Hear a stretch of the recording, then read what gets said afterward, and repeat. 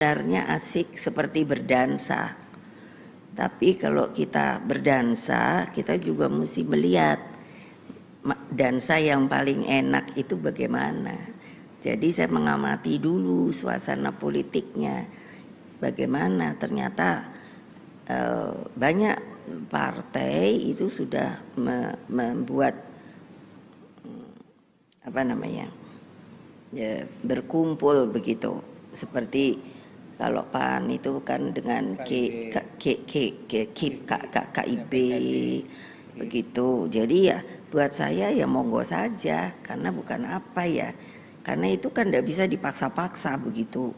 Umpamanya saya bilang sama PAN, ayo dong ke sini, biar sampai capek. Kalau PAN-nya tidak mau ya tidak akan datang.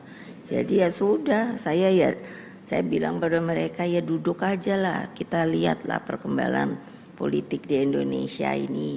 Hanya menurut saya janganlah kita melihat pemilu itu seperti barang baru. Maksud saya tuh begini, karena ada komen-komen yang menurut saya aneh, yaitu sepertinya akan kalau ndak begini, ndak begitu, itu bisa terjadi chaos.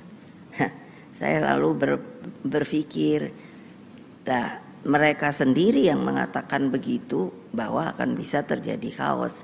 Karena bagi kami melihat kita ini kan sudah berapa kali pemilu, dan pemilu pertama tolong diingat itu tahun 55. Jadi bukan barang baru.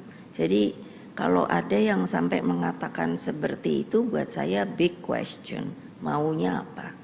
Tapi bagi kami melihat, tapi kalau rakyat kan kalau dilihat dari selalu melihatnya kan survei ya, itu kan kepuasan kepada pemerintahan Pak Jokowi itu kan tinggi. Jadi artinya sangat positif menerima yang namanya perjalanan Republik ini.